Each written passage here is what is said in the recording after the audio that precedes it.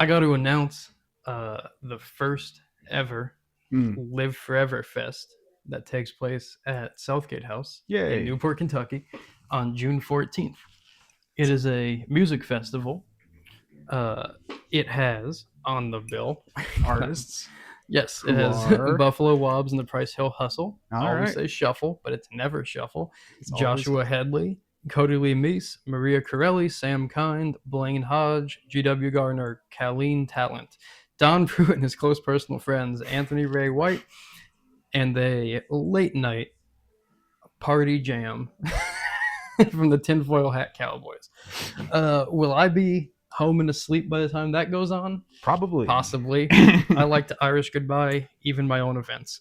Yes. But the tickets are now on sale before the day of. They are $30. You can buy them at the link in our Instagram bio. On our website, there's a link to the Southgate House site. You can also buy them directly from the Southgate House site. It'll be very fun. It's a good day and night of shit. Yeah. We're very excited about it. The poster's really cool. It's very cool. I hope to see you there. If you're anywhere around Newport, Kentucky, or not, you can fly in. Before 10 p.m. I really don't care when you show up. I don't actually have to be there when you show up. Who gives a shit? Just buy a ticket. You can buy a ticket and not show up, honestly. That's a good point. Who gives a shit? If fucking 700 people buy tickets and no one shows up, I don't care. But this will be fun. If people show up. I would too. It'd be a better first event. But this will be a good time. We're hoping to do these annually and watch this event grow. We really kind of threw this one down quick, but it'll be fun. Other than that, we have a bike show also at Southgate on May 17th. There is a loose rule that you got to ride your bike in. Please ride your bike in. Don't just fucking trailer it and have no fluids and no carburetor on it, because that's bullshit. Yeah. If you're going to build a bike, it should have to run. Agreed. There's some prizes, there's some raffles, there's a band playing. That'll also be a good time. Yeah, those are my company updates. You can buy our shit online, shoplw.com, or come to Covington, Kentucky, where we have a shop. This episode is with Dallas Moore, who I wanted to play this festival, but it's the week of his daughter's birthday, and yeah, I lost out to his daughter. And Go figure. You can tell in this episode he's very fond of his daughter. Yeah. So I guess that makes sense. This episode was wrought with difficulties. Not by me. By technology. And then my lack of speaking. This was one of the first episodes we recorded. And one of our mics didn't work, so I said, fuck it, Eli, you record it. You take the lead on this. And I was not prepared for that. Not one little bit. It's just like, oh, here's a hot potato that I don't want to have alone. But Dallas is a great guy to talk to, and he has, wonderful stories. He's played insights with a lot of people. He's played with David Allan Coe and George Jones and Johnny Paycheck and Waylon Jennings and fucking Merle Haggard. He's played with Willie Nelson. He's met them all. He's everyone you can imagine. Yeah, he's a consummate professional. He plays like 250 dates a year most of the time, which is a ton. Rides a Road King. Yep, rides a Road King. He tells a lot of very good stories about his time on the road, time coming up in the actual old school outlaw scene. Yeah. He's in his, I believe, mid-50s, so he's younger than them, but was around at the time where they were still active and still playing. There's a lot of good stories. What do you laugh at? I bring up the good stories because I enjoy talking to people, and usually I'm a good listener. I listen, but you know how he would just tell a story and then he would do this thing where he would just stop. Where he'd be done with the story? He'd be done with the story, but he would just stop so abruptly, clap his hands and smile. And I was like, oh, now is my turn. And so that took a minute to register a few times, and I apologize. You can again hear me a couple times be like, hey, I don't have a fucking mic, don't look at me. Right. Well, he was writing things down for some of it. I was And I was giving him cues and notes. He'd look like he was about to say something. I'd look at him. He'd be like, "Just say something." Just fucking talk. So not my finest work, but Dallas is a good guest. Yeah, Dallas did the heavy lifting, thankfully. It's funny to go back to this. Because this was a while ago. Yeah, but in like kind of hear the growth in Eli's ability to interview. And this is a formal apology to Dallas that I didn't do it and knock it out of the fucking park. Yeah. You're a more aggressive talker than I am. It's not that I'm a more aggressive talker, it's that I'm actively distracted while people are talking, thinking of the next thing to say. Right, you're doing the thing you're not supposed to do, and I'm a good listener. Yeah, but which on a makes podcast, you gotta do that. Yeah. So I'm bad and annoying in conversation in real life, but it makes me a good podcast host. And I am the opposite. So, apologies. Still a good episode. I think that's what we got in the intro. I don't know. I don't have anything that I'm mad about. Well, what? Am I mad about something? Well, not if you don't want to talk about it here. I guess I don't want to talk about it here. That's what I thought. I don't know what he's referencing, but I'm going to find out in a second. Here's Dallas Moore.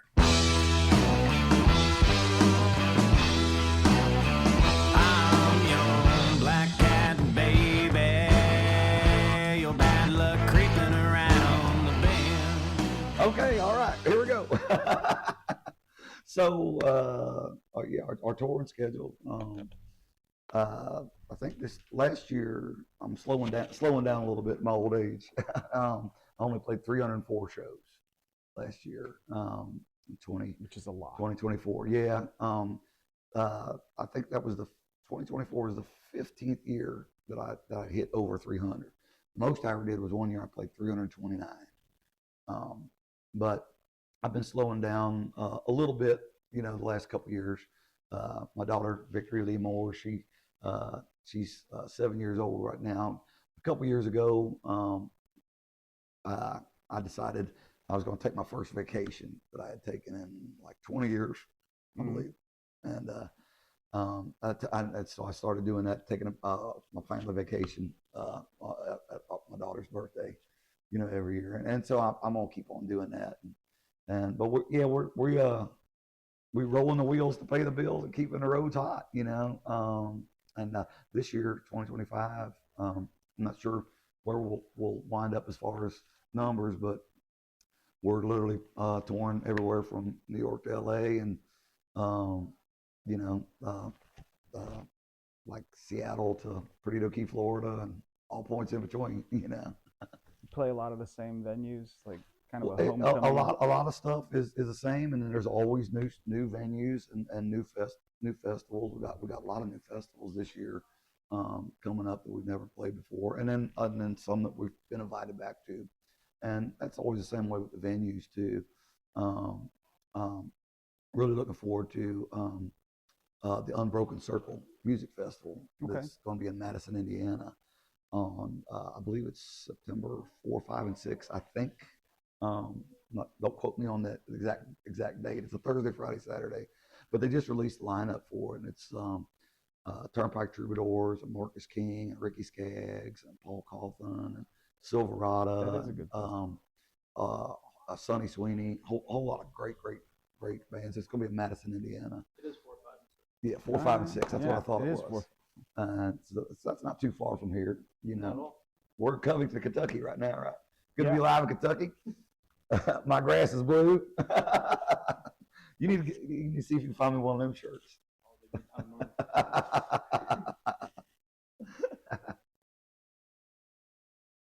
I don't have a fucking mic. Don't look at me to talk. Well,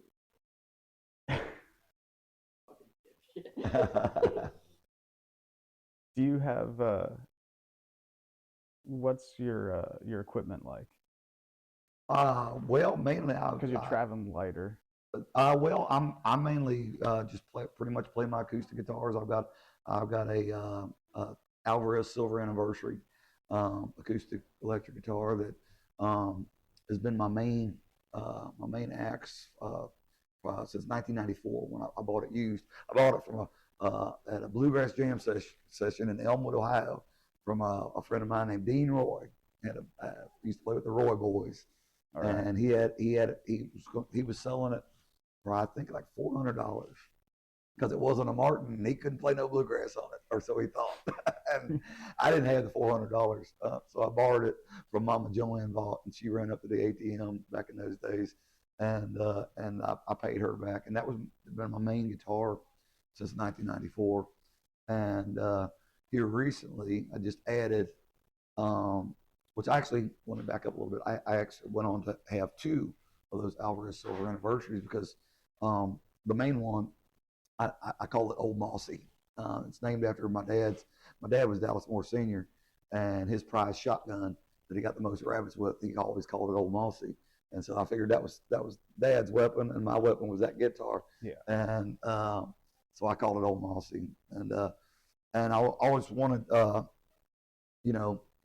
something to have as a backup in case I ever broke a string or needed to put it in a shop or anything like that.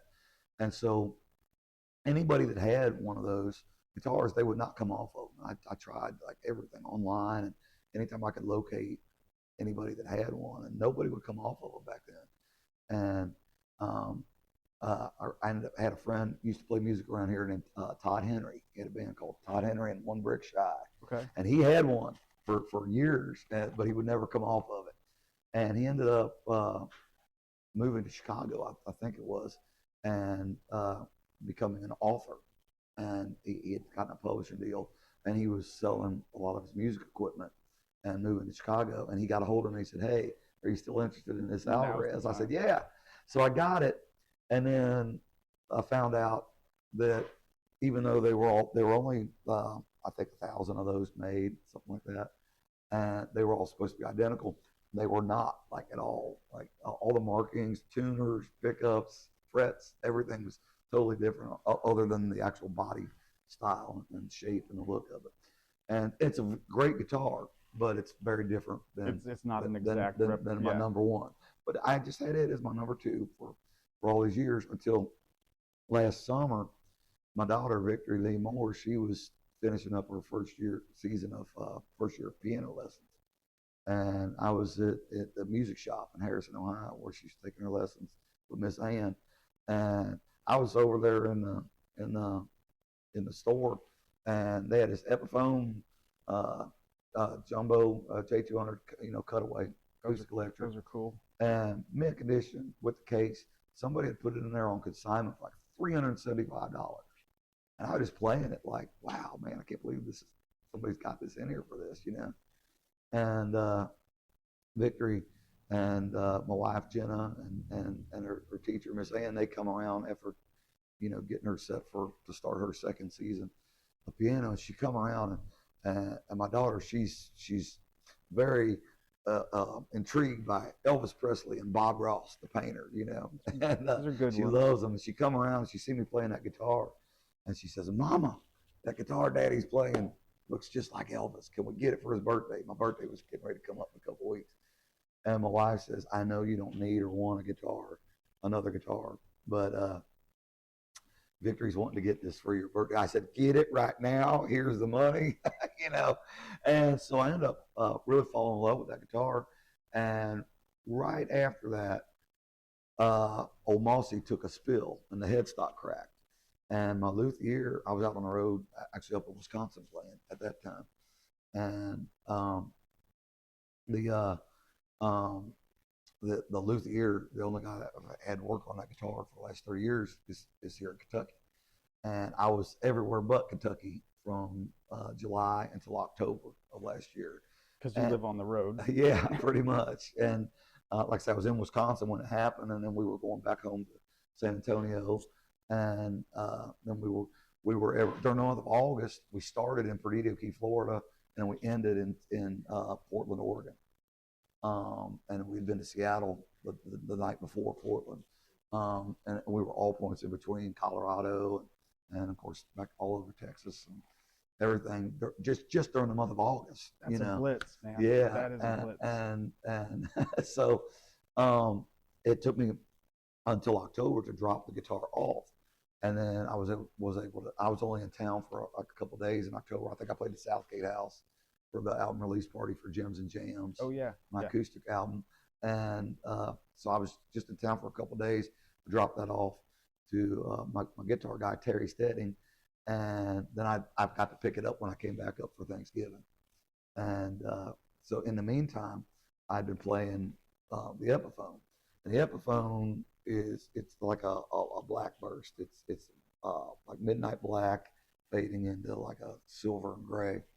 And when we got the guitar, my daughter asked me. She said, "Well, Dad, what are you gonna name this one?" Yeah, you got it. She said, "You named your other guitar Old Mossy." And I said, "Well, honey, I think you ought to name it. You got it for my birthday." And she looks at it. She says, She said, "I like the way it fades from black into it's real smoky looking." She said, "I think this one looks like midnight. Can we call it Old Midnight?" I'm like, "Yeah, we'll call this an Old Midnight." It's a good name. So I got Old Midnight and Old Mossy, and that's pretty much my setup. And other than that, I just run them into a DI. I don't use an amp or anything. But Lucky Chucky, Chuck Morpurgo, who was my best friend and my guitar player for 27 years. Okay. He passed away from his battle with cancer on November 4th of 2021. After he passed away, his brother Rich and his son George, they of course got all of his guitars. He had his classic guitars. He had an Eric Clapton Martin, and he had a Stevie Ray Vaughan Stratocaster, and he had a Telecaster. There was a vintage guitars Telecaster, which we had an endorsement with them out of Fort Worth, Texas. And but his main he had a George Harrison, a red George Harrison Les Paul, and that was his main electric guitar. And his brother Rich owns a studio in Bloomington, Indiana, and so all of the guitars are in the studio, and they're still being made. Okay. He used to make music and make records now, which is what he'd want,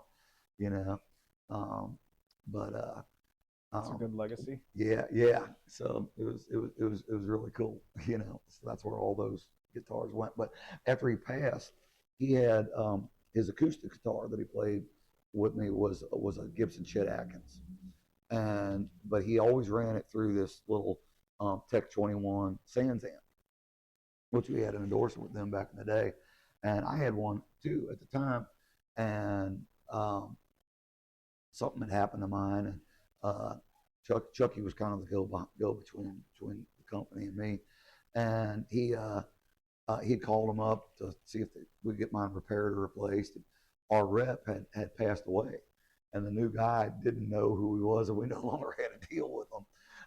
So he still had his. So after he passed away, his son George said, "Uncle Dallas, I think you need to take this and keep it on," because Chucky would never play his acoustic, through anything except for that. He always called it his secret weapon. Okay. So now it's my secret weapon. Good. So I always run that as my DI, and it's pretty cool, man. It's pretty bulletproof. But that's my setup. That's all I've used for several years now. Okay. It's pretty easy. Throw and go and plug and play. I guess you've got to have a pretty good system. Yeah. You've played? I was looking up. You played with like everybody. Yeah. Well, it's almost. And you have kind of a considerably shorter career than you started a lot later than you managed to link up with all those guys. How was that? Well, it was pretty cool. That's sort of their heroes, yeah, but also so I got my first guitar when I was 16 years old. Yeah. I wasn't even interested in music, or anything. I mean, I love music, but I played ball, I played baseball, football, and I boxed. And you boxed too, yeah. I remember in the safety lane in Norwood, Ohio. Okay. And I grew up in Norwood. I graduated Norwood High School in 1988. Got my mama, Major Lee. She was on the Midwestern Hayride back in the 1950s. Okay. I still have her old '78 records. She was with a group called the Buckeye Bells, and she had recorded at Herzog Studios in Cincinnati. Yeah. And that's where they made their records. And And then after that, so she played music, and my dad got home from the Korean War. My dad, Dallas Moore Sr.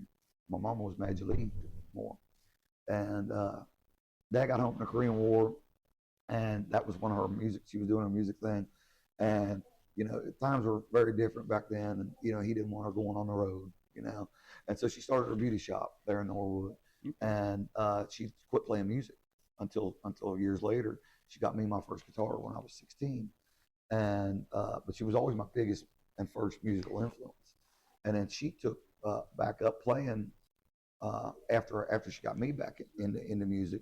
She got back into it. She started playing a new instrument for her, mountain dulcimer, and she became a very prominent figure in the Appalachian bluegrass and gospel community. That's cool. And but from there, other than my mom, my first heroes were Billy Gant from here in Northern Kentucky and Cincinnati, and I eventually, and we can talk about this here later. I eventually just did. I told Billy in the early 2000s, that someday I was going to record an album of all of his songs, and we finally got around to it with No God More Is. Yeah. Which came out in 2023, and it was all songs that Billy wrote. But Billy was my first hero that was an influence on me that I actually got to meet and interact with. Yeah. But then moving forward, talking about all of my heroes, Southern rock and country. Yeah, and I got once I really started touring and getting out and playing. I was just really blessed to meet a lot of them. I never got to meet Elvis or Johnny Cash or Chris Christopherson, but just about everybody else. Toured extensively with David Allan Coe. I met David Allan Coe when I was 17, either 17 or 18 years old. I believe I was 17. Because I think I was still in high school. We snuck into a show in Dayton, Ohio, at the Vegas Club, and Danny Shirley. It was still a Danny Shirley band opening up. Was the opening band, and then they were David's band, which they went on to become Confederate Railroad. And before David, they were Johnny Paycheck's band. All those guys, and Steve Bishop was playing guitar with them. He's still a lifelong friend, but I met all those guys that night. And like I say, we were as an underage kid sneaking into the show. That's a good introduction. Yeah. Yeah. And so fast forward a few years, and then I had my first. I put my first album as Dallas Moore out. But before that, I was in a band called Poison Whiskey. We had one CD that we put out. But we had gotten a few shows open up. I think we did some shows at Black Oak, Arkansas, and Molly Hatchet. Okay. And I'm trying to remember. We were either at the tail end of Poison Whiskey, or it was at the very first onset of changing the name for Poison Whiskey to Dallas Moore Band, when we did our first show opening for David Allan Coe. And once we did that show, it had branched off into so many other things. There used to be a series of nightclubs. One was here in Fort Mitchell, Kentucky, one was in Louisville, Kentucky, and one was in Huntington, West Virginia. They were all called Coyotes. Yeah. And my manager at the time and booking agent was Gary Curvis, and he worked for Second Street Entertainment, which ran all the music, and he was a talent buyer for all those clubs. So he would use those opportunities to get me on a lot of the shows with a lot of my heroes, and it was pretty cool when your heroes become your friends, and that happened a lot. Yeah, I don't think that's a common. A lot of times they say don't meet your heroes, and sometimes that I guess could be true, but I guess I was real lucky. It always went really good, and I was always very respectful and tried to stay the hell out of the way, and and whatever happened, and but yeah. So within years, within a few years, you went from being an underage kid sneaking into a show, seeing these guys, to like opening for these guys. The opening for them, and like in the case of David Allan Coe, he really was just so gracious, and accommodating to us. You know, he would come. The first show I ever did with him, he come out on stage and started singing with me. You know, that must have been a boost. Yeah, yeah, yeah, to say the least. You know, and that happened many times. And there were sometimes we'd be on tour together. There were years where sometimes we do 50, 60 shows together in a year. Man. You know, and I'd be the opening act, all of it, because it's kind of, and then sometimes we'd go and only do 2 or 3 shows a year. It just you never knew what was going to happen. But we played shows consistently from that first one all the way to the last show we played together was in 2020. Sometimes we'd be out on a run and we wouldn't even see each other. And then sometimes he'd come out and sing during me or invite me out to sing during his encore or whatever. And sometimes we'd get to eat together or just hang out, you know. Yeah. And sometimes you wouldn't see each other. Just you know, you never knew what was going to happen. And all those years with David Allan Coe, I never saw the same show twice. Yeah. You never knew what was going to happen. Yeah. The musicians were always a revolving door. There was no set list. There was no, you know, no, and there's you know a zillion stories just with David Allan Coe that you could tell, you know, over those years. But it was a lot of good times, a lot of great shows, and a lot of wild stuff, you know, and, that you could see and just be part of, and you know, but the stuff, you know, after you know the things with like Black Oak, Arkansas, and David Allan Coe, Molly Hatchet, and then after the Coyotes thing opened up, and then Gary was doing my book and back in those days, um, and then also he had brought on Joe Boylan as a co-manager at the time, and Joe was co-managing Leonard Skinner and Bad Company in Nazareth during those years, and so they got me on a lot of tours. But just in the Coyotes thing alone, we played with Waylon Jennings, Willie Nelson, Merle Haggard, David Allan Coe, Marshall Tucker, 38 Special, Brother Kane.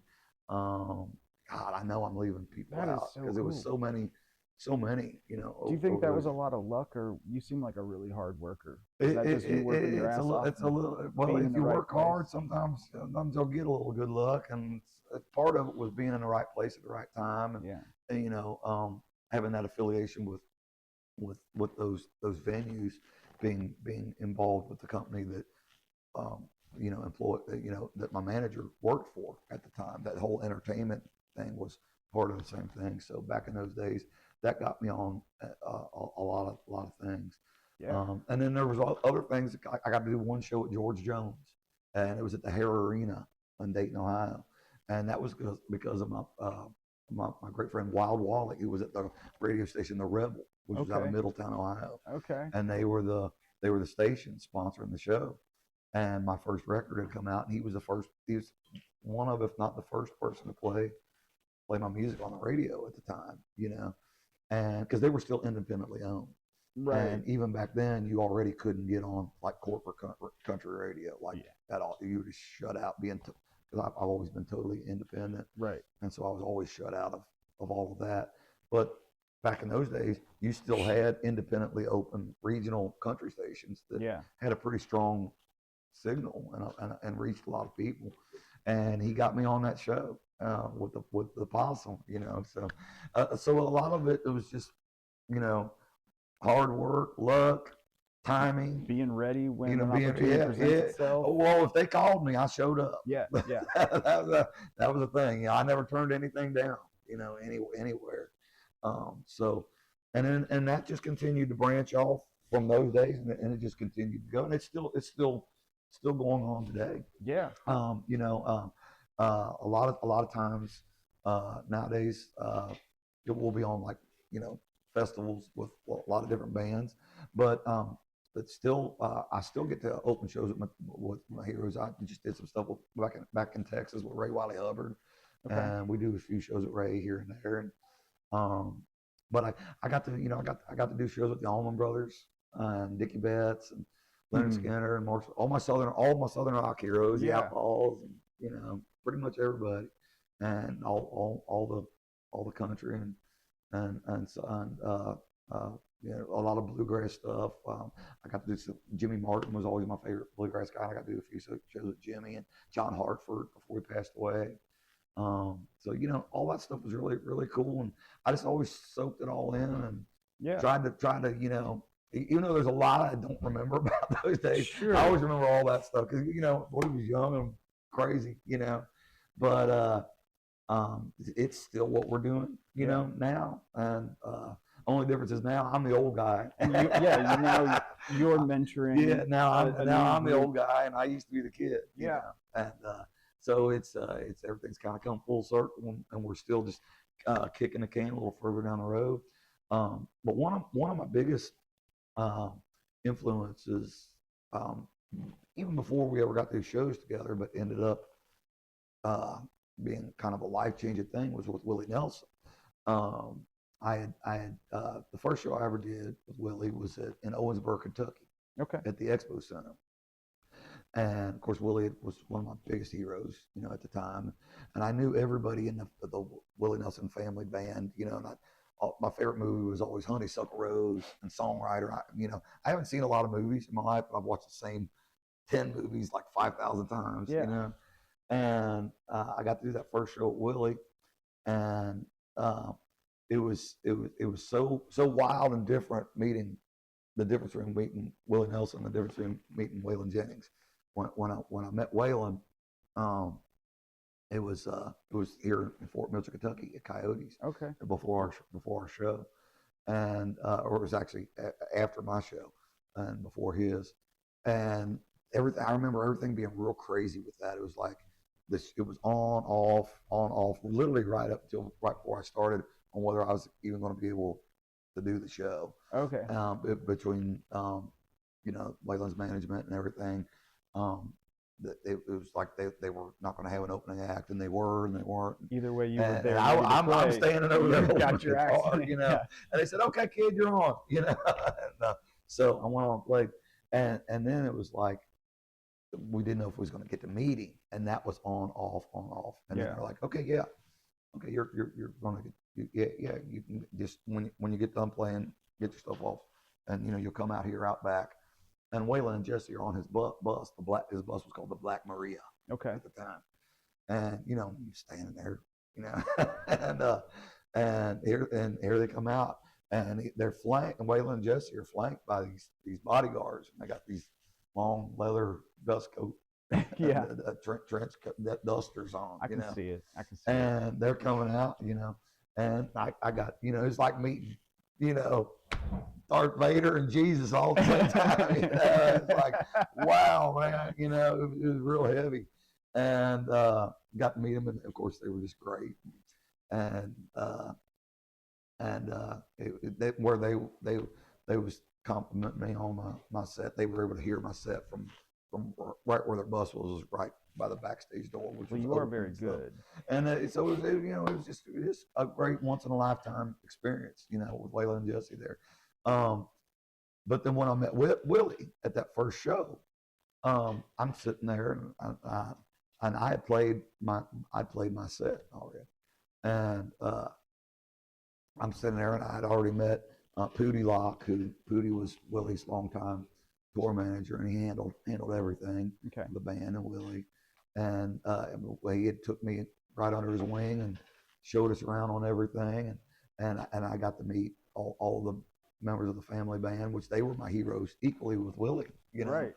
But everybody was there except Willie, and I'm standing there done waiting for him to come out, and all of a sudden this back door of the Expo Center, which it linked right to the hotels where everybody was staying, and the buses were all parked in the back, and this door opens up, and this guy comes in there, no bodyguards or nothing. He goes, "Hi, I'm Willie Nelson." Like, no shit. I know. And so it was great. It was great. But at the time, and this is one of the coolest or dumbest things I ever did. Maybe both, a little bit of both. Those. But my first album was called "My Heroes Have Always Been Cowboys," and it was dedicated to Willie, Waylon, and David Allan Coe. And I had covered the song, the Willie song, which was written by Sharon Vaughn. And I'd covered a song, and in my youthful exuberance, I played the fucking song. in front of Willie, I would have done it. And so then after I did that, then I got to thinking, oh shit, I just played Willie's song in front of, I didn't even realize it until I walked off stage. And then so when I got the meeting, properly meeting after the show, I said, Willie, I'm so sorry. And I was trying to give him my CD, and I'm like, I played My Heroes Always Been Cowboys, right? I wasn't even thinking. Yeah, I said, I'm just so excited to be here with you, and this is my album, and it's dedicated to you and Waylon and David, And he goes, well, did they like it? And I said, I think so. And he said, well, keep on doing it. So that started that. And then they started having me back. And I started opening a lot of shows in Kentucky and Southern Ohio and West Virginia and Indiana for Willie. And then a few years went by, and I'd been, I got to play with him on some stuff. And we ended up doing a show at Fort Lewis Army Base in Tacoma, Washington. Okay. And ended up there. Huh? I've been through there. Oh, yeah, yeah. And so I ended up there, and it's the first time I had been up that way. And because of the military protocols on the Army base, we all had to eat together. So when they're having catering, I'm eating with Willie Nelson and family, and we're all there. And Willie says, "You're a long way from Kentucky, ain't you, son?" And I said, "Yeah." And Jody Payne sitting over there, he goes, "Where are you actually from?" I said, "I'm originally from Norwood, Ohio." And I thought Jody Payne was going to drop his plate of lasagna. Jody was Willie's guitar player for 37 years. Right. And I thought he was going to drop his plate of lasagna. He had graduated from Norwood High School. Jody was originally from Kentucky, and he was going to drop out of high school and go in the Army. I think it was the Army, and okay. I know it was the military. I'm pretty sure he was going to go in the Army. And he told his mom and dad, back in those days, there were so many factories in Norwood, and there was a beer joint on every corner, and they all had country bands, back in the day, and back in those days, and he told his mom and dad, the story he always told me was, he told him he'd get his diploma if they would move up to Cincinnati to where he could work and play guitar at night. And that's what he did. And so he graduated Norwood High School, same as me, and same as my mom and Angelique. You are in a mess hall. And so I get home. I get home from that trip, and I told my mom about that. She said, "Well, what year was it?" And I told her, and she goes, "Well, that was when I was a junior. He would have been a senior." And she said, "Well," she goes running upstairs to the attic. She comes down with this old dusty notebook, and looks through the pages to the year ahead of her, and there's, sure enough, there's Jody Payne right there, flat top haircut, and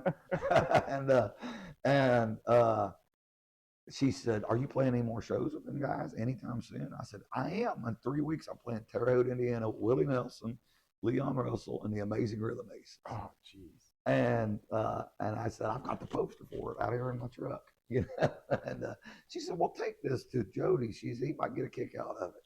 And she said, "It's just collecting dust up in the attic. I ain't going to do nothing with it." So time comes, I get out there, and I see Jody, and he's high enough to duck hunt with a rake. And this is before the show, and I present him with his high school yearbook, which he never got, because as soon as he got out of school, he went in the Army, and never got his yearbook. And he says, "Brother Dallas," he's taking a tote there, and he says, "You're one of them cats that I could call my brother or my son. So I guess that makes me your godfather." And so that's how Jody Payne declared that's how that himself my godfather. And he was still his dying day, and he still is. One of the last things he ever said to me was, "I'll be with you every step of the way," and he still is. And then Jody, after he had retired from Willie Nelson and family, and he was living at his home in Stapleton, Alabama. The last album he made was when I did the Hank to Thank album at Herzog. Okay. We did a live recording at Herzog Studios here in Cincinnati on the 61st anniversary of when Hank Sr. had recorded there, and we turned the old studio it had just been sitting as an empty space for all those years, since they closed it down.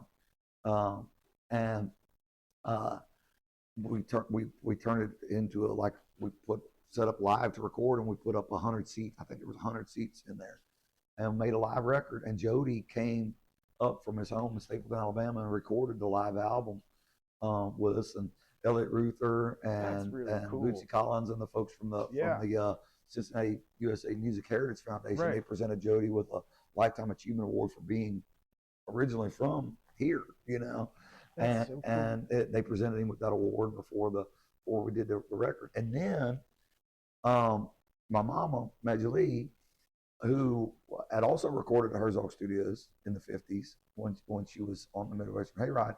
Her and she went to school with Jody, although they didn't realize that back then. They had their high school reunion with me. They come, and right where we had mic stand was centered in the place where the microphone was that Hank recorded on, and that's where we set it up for us to be singing. Right. And the only Hank song we covered during that live album was "I'm So Lonesome I Could Cry," where she recorded there 61 years to the day that day. And my mom and Jody sang that song on that record with me right there. Man, that's cool. Yeah. Damn. Yeah. Jeez. It was pretty neat. But yeah, been real lucky to, have a lot of heroes and champions friends, and make a lot of friends along the way. And like I say, that's still going on, and yeah, keep on kicking the can a little further down the road, I guess. Do you have a lot of kids these days coming up looking up to you for similar? Well, yeah. The older I get, the younger everybody else is. Yeah. So yeah. But there is a good scene. People are doing cool things. Definitely. And there's so many great songwriters, that's out there. Brandon Martin's out there doing great. Brian Davis, West Ships, doing a lot of good stuff. We're on some. I'm doing some shows with all those guys this year. It's a guy who's originally out of Iowa, and he's down in San Antonio, where we live now, named Daniel Johnson, and he just came out with his first album, and it's really, really good. Okay. He had Jim Moose Brown producing it. And Jim Moose Brown, he's a great producer. He's a keyboard player for Bob Seger and a Silver Bullet Band. Okay. Yeah. But he's produced a bunch of stuff on Ward Davis and a lot of great guys. And he produced Daniel's album. It's really, really good. Really strong songwriting. He co-wrote a lot of songs with my friend David Lee, who's a Grammy-nominated songwriter that I do a lot of stuff with in Texas and Colorado. And then David is actually on February 22nd coming up here. I guess it's next week. He's going to be he's along with Charlie Robeson and Dan Seals is in the 2025 inductees into the Texas Songwriters Hall of Fame. Okay. And cool. David Lee had kind of taken Daniel Johnson under his wing and co-wrote a lot of the songs that's on his album. But those are some of the young guys that's coming up. And it ain't just guys, young girls like Sister Taylor Honeycutt from Alabama. Oh yeah, she's a great friend of ours, and she was coming up when she was very young. She was kind of taken under Wayne Mills, had kind of taken her under his wing and was very supportive. And now Taylor and her kick-ass band, they're just taking the world by storm. Yeah. We're playing some festivals with them this year, and they're just doing great. But there's a whole new generation of people that's continuing to take this music and continuing to move forward, Yeah. And it's so awesome, because that's what you do, right? You got to keep it. Everybody takes, roots and branches and stuff. Yeah. From the people that were my heroes and their heroes before them. That's the circle of music life. That's how you keep on kicking the can down the road, as you say. Keep kicking the can down the road, which I stole that from Willie too. Willie used to say that, and then I just started saying it. But it's true. It's really what you're doing. Yeah. And speaking of down the road, I have to ask, because I know you ride motorcycles. Yeah. That's something we like around here a whole Yeah. lot. Do you still get to ride much? Yeah, whenever I can. I've got a '99 Road King now. The original Road King that I had was a 2000, the one that's mentioned in the song "Raising Hell and Sling Gravel." Yeah, I love that song. When it says the line at the time was 90,000 miles on 2000 Road King. That's what I had on it at the time when I wrote the song. That bike, which I love, that bike was custom built by Aces and Eights Harley Davidson. Okay. Back when it was there up in Mason. I remember that. My great friend Ray Phipps, and Dave Bull, who's passed away now.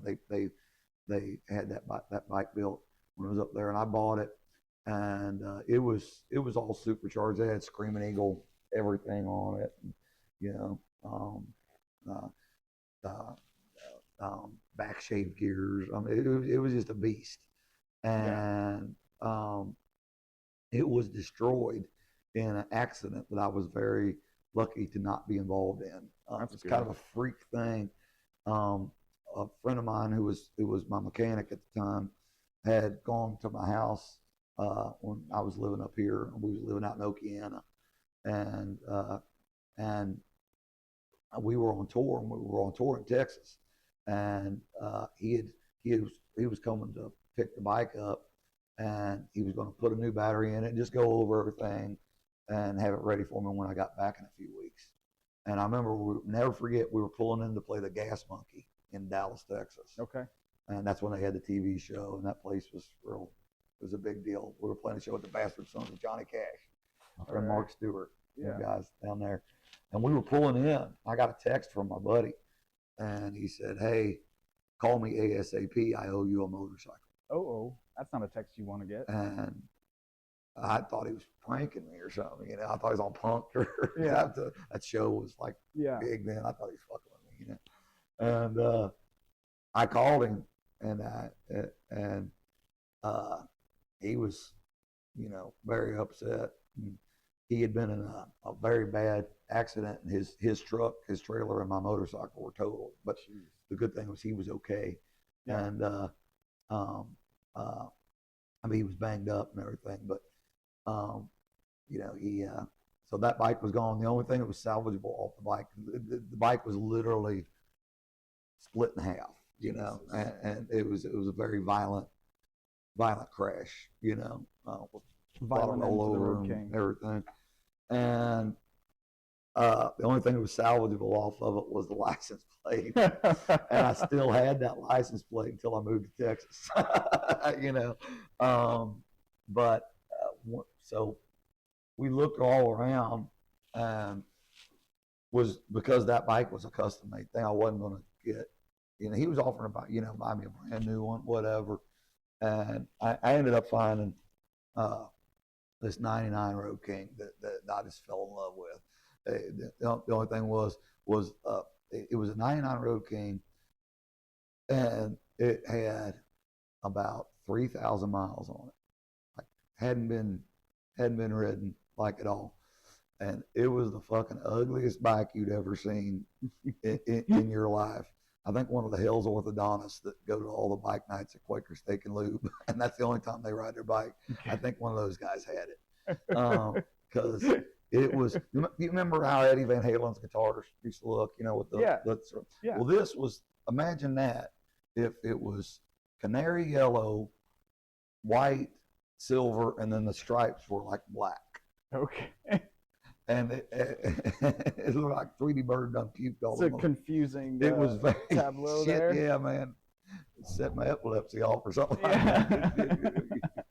So I had that is an ugly bike. I had him shoot it flat black, and we were rolling down the road. So that's what I still ride. Okay. And so I get back home to Texas on Monday, and I've actually got a rare few days off, and so I'll be heading to the hill country.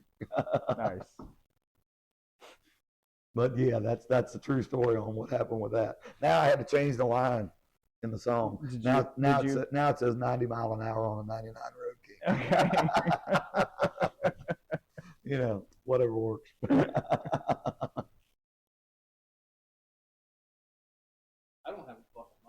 Still don't. Nothing's changed. Well, I could listen to more stories about motorcycles and David Allan Coe. Well, there's quite a few of them, you know. What's your favorite Coe story? Favorite Coe story? Well, can you say anything on here? Okay, I figured so, but I just want to make sure because okay, when we were playing, ironically, this was the same venue in Owensboro, Kentucky, that I did the first Willie Nelson show. Okay. At. And David had come out on that particular show, and it was right for the time when they had come out with those headset mics. Yeah. You know. Yeah. And he had just got one. You know.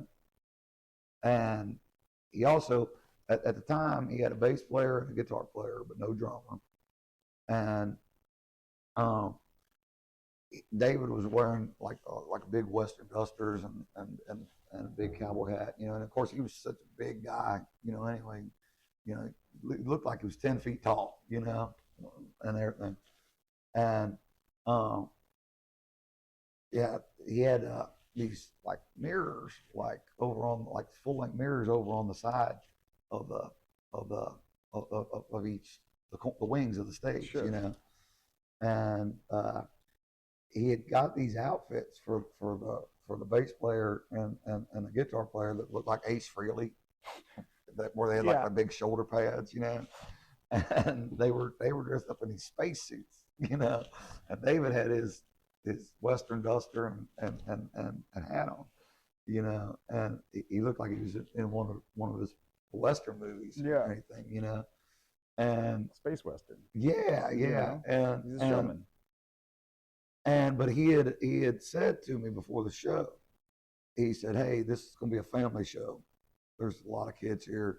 He had his kids were there at the time, but it was a rare thing for it to be like an all ages show at a David Allan Coe show. That might have been one of the only times I ever encountered that. But he was saying how he was going to be. He said, "I know you like to cuss, Dallas," and then, you know, of course. Watch your fucking language. Yeah, he was saying he was saying that he was not going to be doing any of that stuff on this show. Yeah. And I'm like, oh, because it was a family show. He just kept saying it's a family show, son. You know, okay. And you know, cool. I'm just glad to be there to do my 20 minutes. Yeah. And, you know, and sit back and watch David Allan Coe show. Well, we're sitting there, and at some point, you know, he's not very far into his show. You know, it's like a few songs in, and I guess one of the mirrors had fallen. Okay. And he's pointing to the bass player to pick it up, and the bass player has no idea what the hell he's talking about, you know. And he steps back like he's stepping back from the microphone, but there's no microphone. And the microphone is here on his face. And he steps back like he's going to step away, and he goes, "The motherfucking mirror! Pick the motherfucking mirror up so David Allan Coe can see my fucking self, motherfucker!" And it goes out over the whole PA. And I turned to Gary and I said, "So much for the family show, motherfucker." So much. And yeah, so that was a good Coe story, but that was pretty wild. The guy that was the bass player, I'm still friends with, and he's still playing music. He lives, I think, up around Gary, Indiana. He was a guy named Travis Fugit, and he's still playing music and riding motorcycles too. All right. But there were so many people in and out of David's band, and you know, over there, of course, Warren Haynes played with David. And then he produced that live album. He did a live album. Warren came back and produced it. He had Johnny Neal, who had played with Warren and the Allman Brothers on that record, and of course Confederate Railroad. My buddy John E. Finn, who also had his alter ego was Beaver Chucky, which he would do all the X-rated. His albums were all X-rated stuff, and he would open a lot of David's shows for him too. And his X-rated stuff was even more crazy than David's, But and John's still around. He's living in Joplin, Missouri now. Okay. It's great when I run into a lot of these guys, that did time in the David Allan Coe. And of course, Nick Geesey, who played with me, and he played with David for a while. A lot of guys, and Steve Bishop, who was with David, he played with Black Oak, Arkansas, and David Allan Coe for many years.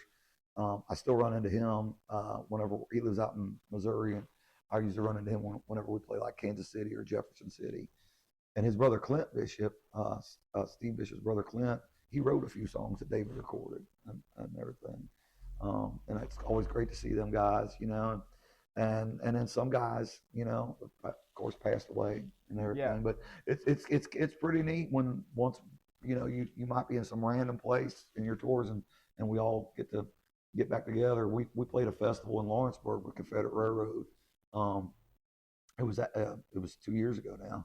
It was actually the last show that Nick Geesey played with me before. Like 2 days later, he had his accident, and both his legs got broke, and so he's back. He's all healed up, and he's back playing around here locally. You can catch him. I think he plays 6-7 nights a week, in Ohio and Kentucky and everything. But you can check Nick out. But it's always cool when we run into David Allan Coe alumni or any of the guys. Sometimes we run into different folks that played with whoever. Yeah.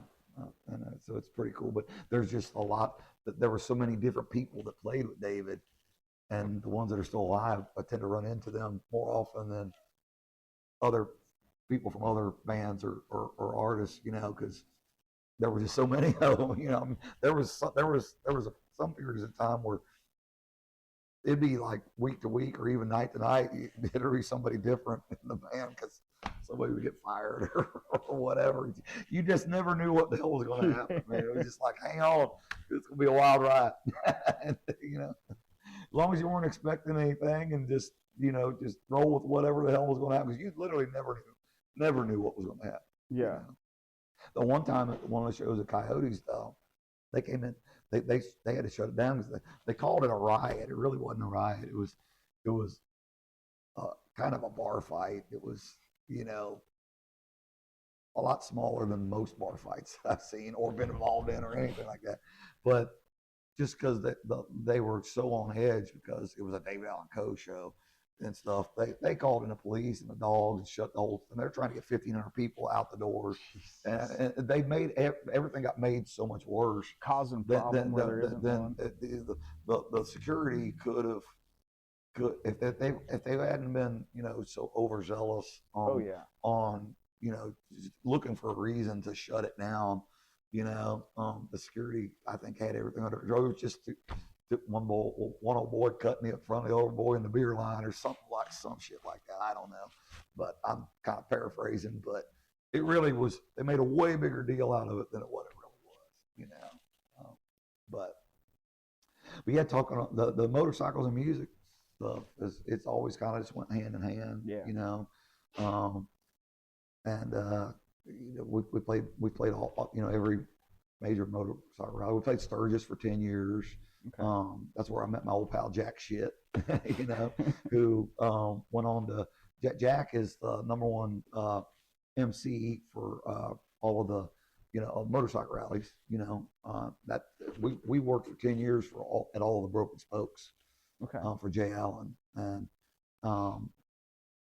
in 2010, that was the year me and Jenna got married, and our honeymoon was we rode the bike and the band was on the bus, and we rode to start. It was 1 week riding out, and we actually did some shows with David on the way out.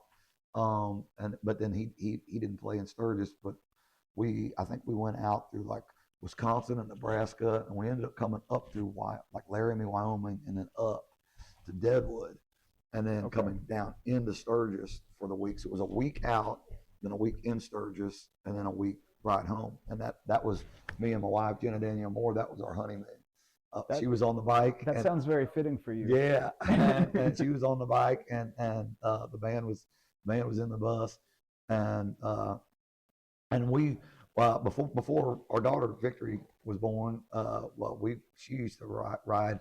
We rode all across the country together. We'd ride to the Floribama, and when we were doing all the Broken Spoke stuff, we played Sturgis, Laconia, New Hampshire, Myrtle Beach, South Carolina, Daytona, and everything like that. So, and we still do a lot of rallies and everything when they come up, but we're always up for anything.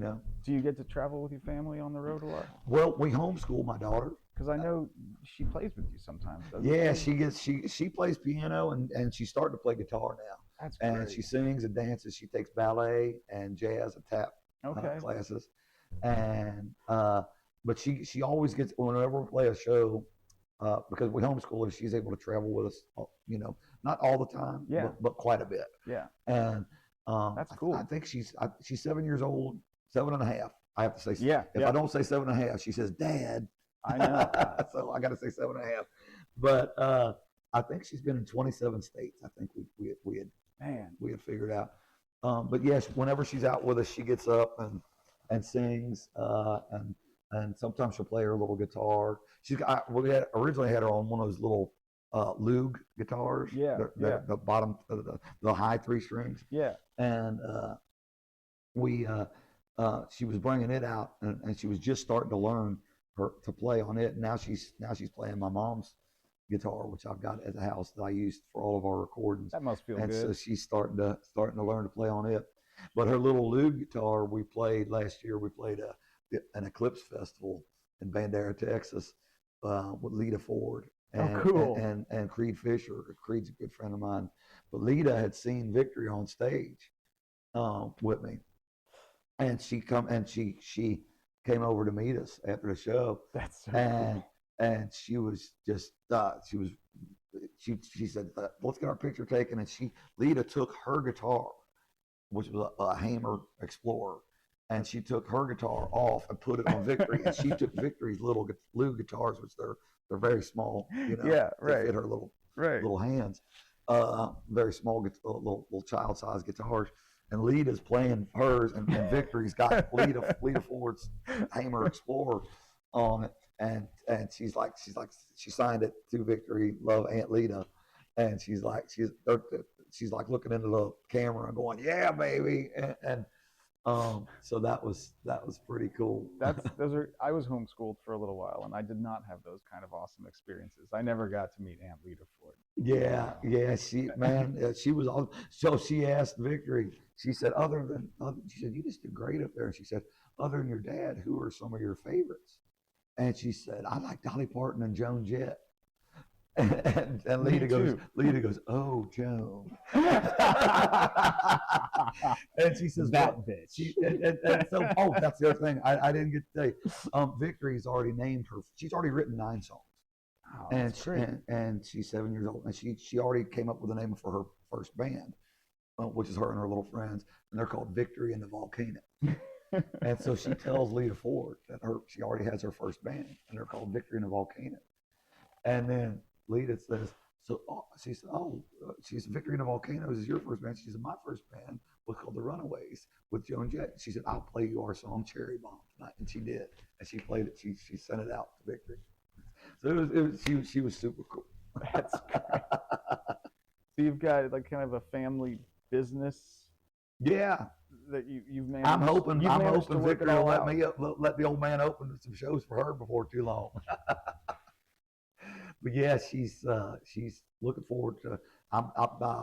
We live in San Antonio, Texas now, and then we still have our family home in Cincinnati as well. Yeah. But I'm up here all this week, and then I head back. I'll get back to Texas on Monday, and she's already got our week planned out. We got a few days off. We're going to be able to go do some zoo cruise stuff and go to San Antonio Zoo and have some fun, and we'll get to play a little bit of music. And she might be able to come to some of my shows that I'm doing down there this week. She's already done so much stuff. She's not shy at all. She's come out on stage like in front of 50,000 people at like big festivals. Like she's come out like at Bristol and everything like that. She's blowing kisses and waving and playing her guitar and singing. and she's already played Green Hall in New Braunfels, Texas, which is the oldest dance hall in Texas. And she's already done it. In fact, they actually she just got her first paid acting gig at Green Hall. They hired us to film a commercial while we were playing there, and then when we got there, I had told the producer that my daughter was going to be there, and um, you know, she was good on camera and stuff like that, and she danced and sang, and if they needed anything like that, because they had all these extras that they were having. Sure. And originally they were just humoring me, like, oh yeah, sure, we'll look at your kid. Well, then they got there and they met her, and then they started writing stuff into the script of the commercial just to have her in it featured, and it worked out great. And she got paid the same as I did, so that was her first paid acting gig, at 7 years old. So it was really cool, and that was all at Green Hall, which is a very special place for me. I had wanted to play there for so long. There's so much history there, and talking about Willie, they've got the Willie Nelson window, which is the only way they carved out the window so Willie could get in, because it was built in 1846. Okay. And then everything else was built up around it, and there's no air conditioning or no heat or anything in there, because they can't do anything. They can't make any adjustments to it because of the historical thing. So the only door is through the front door that everybody comes in. And back in the day, Willie was playing there, and Willie couldn't come through the front door, so they carved out a door in the back, and it's like a window. And Willie climbed up on a ladder, and still this day, that's how he comes through the door every time. And it's called the Willie window, and it's in the back dressing room, it's a dressing room that runs right next to the men's room. It's really, there's nothing really there, it's really wild. Hey, look at this guy. That's cool. What's going on, man? What's up, brother? Good to see you. How you doing, buddy? Good. How you doing? Good to see you, Jay. You too, buddy. Then something, you never know who you're going to run to out there on the road or in Covington, Kentucky. Or in Covington, yeah. But yeah, Green Hall is just super, super cool, and it was really cool to get to have Victory get to share in that. So now every time we play there, she gets up and sings with us there, and then she, of course, if we're here in town at the Southgate House, she always gets up. She loves Miss Morella. Yeah, Morella's great. Yeah, she always draws her pictures and stuff for us. And she's running to Morella at the Southgate House, and down at Bristol. Morella goes to Bristol every year and everything like that. She always asks when am I going to see Miss Morella? I got to draw her a picture. It's a pretty inspiring story. You've got to meet your heroes at a young age, and then shortly after start playing with your heroes. Yeah. You get to be a hero, and then you get to go play your dream spots, bring your whole family along, and make it that's pretty cool. Yeah, share that with my wife and daughter. It's pretty cool. It don't hurt my feelings at all. I was gonna say you got a pretty good life worked out for you. Yeah, it's going all right. Let's keep on trucking, man. Well, I'm glad. Thanks for stopping by. Well, thanks for having me, buddy. Man, this is a great place, man. Isn't it? Yeah. I probably want to take about half of it with me. Yeah, man, this is awesome. Appreciate y'all having me on. And well, thanks for talking to us. Let's do it again sometime. Yeah, and I look forward to seeing you play. All right, I'll be back up this way. All our dates are always at dallasmore.com. Okay, yeah, and everything like that. I've familiarized myself with the website by now. Yeah, I'm getting back up here about every 4 to 6 weeks. We'll be coming through whenever I'm playing in the Midwest. Like I said, we still have our family home in Cincinnati, and then all of my family and my wife's family is all from Kentucky, and my sister-in-law lives in Newport, and then all of my other sister-in-law, they have a big farm in Lancaster, Kentucky. Okay. and then my side of the family, that's my wife's sisters, and then all of my family is from Owenston and McKinney, Kentucky. Okay. And we still got our place in Owenston too. Lots of reasons to come Yeah, back. yeah. So we're all always here quite a bit, you know. And then back and forth between Cincinnati and San Antonio, you know, and but it works out pretty good. Yeah. Yeah. Yeah. I think, yeah, we did. We're all good. I think we're good. I think we got her. She don't jump.